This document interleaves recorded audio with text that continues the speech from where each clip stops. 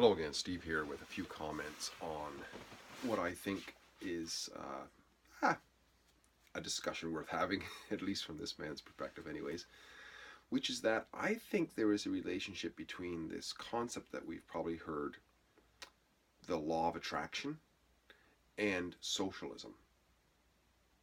You may have heard of the law of attraction.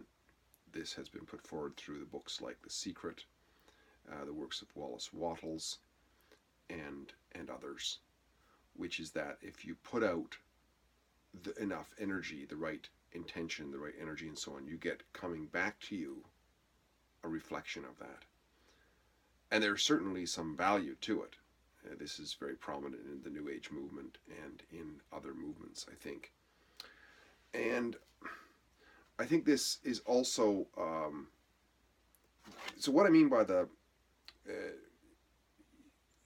law of, that's kind of what I mean by the law of attraction, that putting it out somehow, putting it out, keeping that as your intention, and then what you're getting back, right? What you're getting back as a direct proportion, which I think is where the falsehood creeps in, is the direct proportion side of things.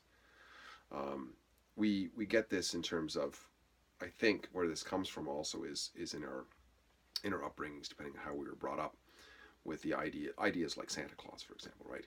If you're really good, Santa Claus will deliver unto you, and he's watching you to make sure that you're good, and so on. So there's this intention that you want to be good, you want to put out these ideas, and then you're going to be rewarded as a result of that. And I think that there is a lot of truth to this. I mean, Abraham Hicks talks about this in terms of getting into the vortex. You want to get into that vortex of attractivity. And once again, there's a certain element of truth to that. I mean, if you're happy and you're positive and so on, there's a certain shine that comes back, right? But I think there's a caution to be played in this in terms of its relatability to socialism. And I think that because I think there's a tendency to, if we recognize it in ourselves and where this is coming from,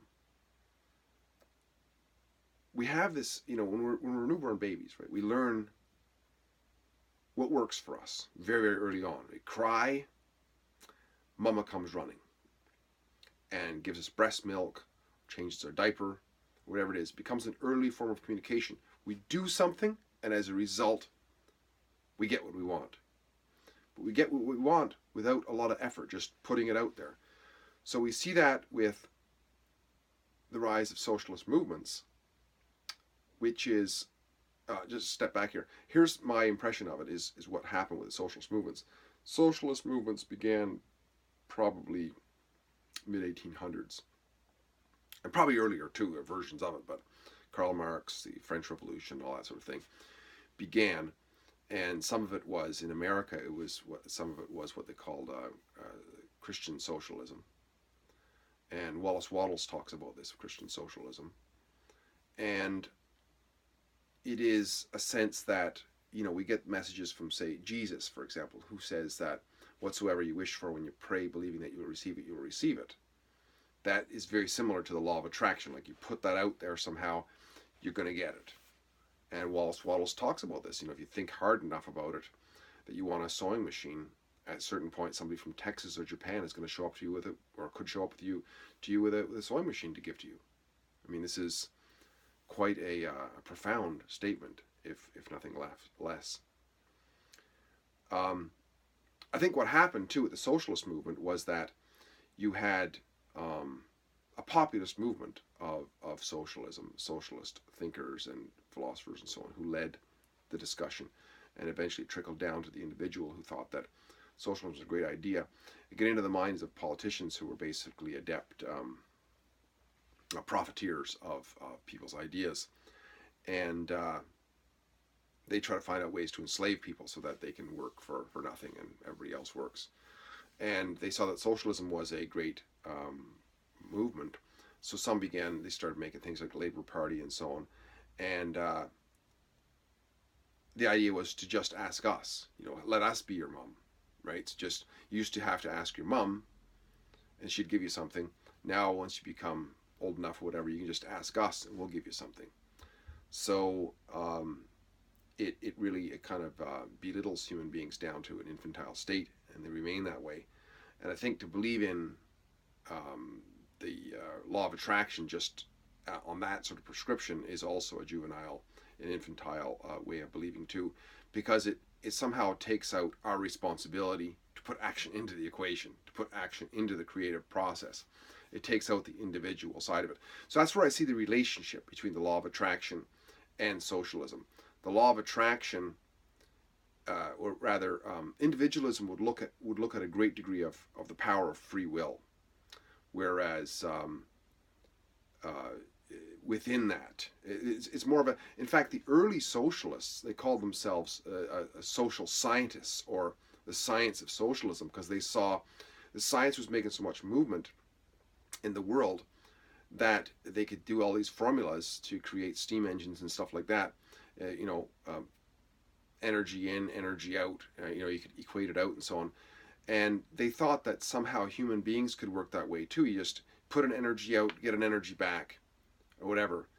And what they didn't realize is that the complexity that's going on, and how human beings have concepts of belief and faith and all of this going on, and it never works. So socialism has always been a complete failure, because when you come into sociology and so on, it's no longer just scientific, because there's all these independent and wildly divergent thought processes that take place within people in terms of their decision-making capabilities.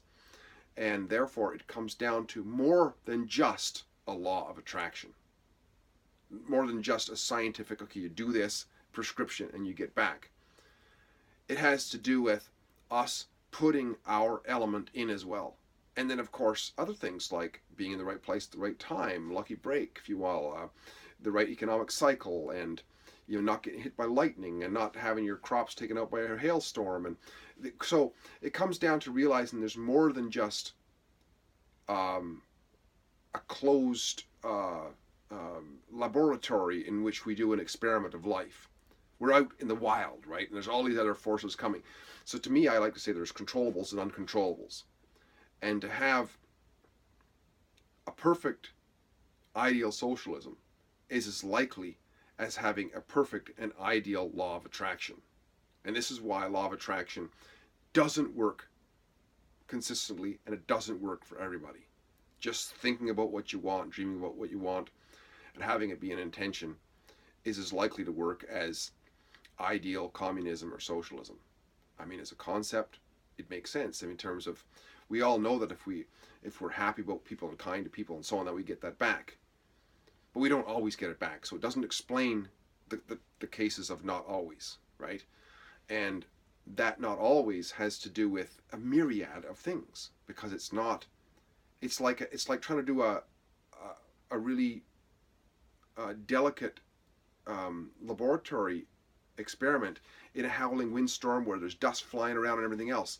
That's what life is like. Life has all these other things going on, so it's difficult to have a controlled setting to be able to measure everything out. And societies, if you look at socialism, there's these people who are ruling classes who claim to know what's best for the 30 millionth guy down the road, and meanwhile they can't even figure out their own lives. It's just too diverse, and it doesn't work. And this is why I think this law of attraction as a formula doesn't work either, except in concept and in elements in certain ways. But it doesn't work consistently or all the time, because there's that ourselves injected into that. And ourselves is this huge whirlwind of ideas and thoughts buzzing around, and lack of control, and traumas, past traumas, and the environment of wind blowing and other people bloviating and all kinds of things going on, which disturb and upset what we would ideally want necessarily. So we have to inject ourselves into it somehow in a big way in terms of our actions, and make sure that attraction is not so much in it. Well, it's not so much in it. It's not being attracted, that we actually make strides towards it. So it's not really necessarily attracting to us. We're attracting ourselves to what it is that we want. And that is also where we can learn in terms of getting rid of socialist ideas in terms of societies too, which is that we have to break it down to the individual. And individualism results in freedom, because it's no longer this idea that we can just ask Big Daddy government and collective for what it is that we want. We can involve ourselves directly in making deals with people and getting stuff done for ourselves. And as a result, we become more empowered individuals who see our part in the big flurry of what's going on in life and can make a difference within that. And we can move on to influencing others to begin to think that way and so on, and begin to make win-win situations where we deal with people and trade for exchange for ideas and materials and all that sort of thing on an individual basis, a very ad hoc basis, and we can reject or eventually let go of the ruling classes and the necessity to believe in these gods called the people and the country and whatever a garden variety of God that there happens to be out there, and realize that what's really matters in terms of our lives is the decisions that we make to take actions that make a difference in our lives, and consequently then the lives of those around us. So I know it's a bit of a flurry of ideas that kind of went on the fly here, but I think there is a similarity in terms of the juvenile way of believing that we can just cry to mama and all of a sudden things will show up. We can just put out an idea and then all of a sudden it'll show up eventually. I think that is an error, and I think it's a critical error, and I think it's something that we can grow out of. We can learn from it, yes, but I don't think it serves us all that well. Steve here again, great chatting. I hope this idea has been helpful. Like, subscribe, and share down below. It helps out the channel, apparently. Might be able to get beyond 5 views one of these days. And either way, great chatting. Talk again soon. Bye for now.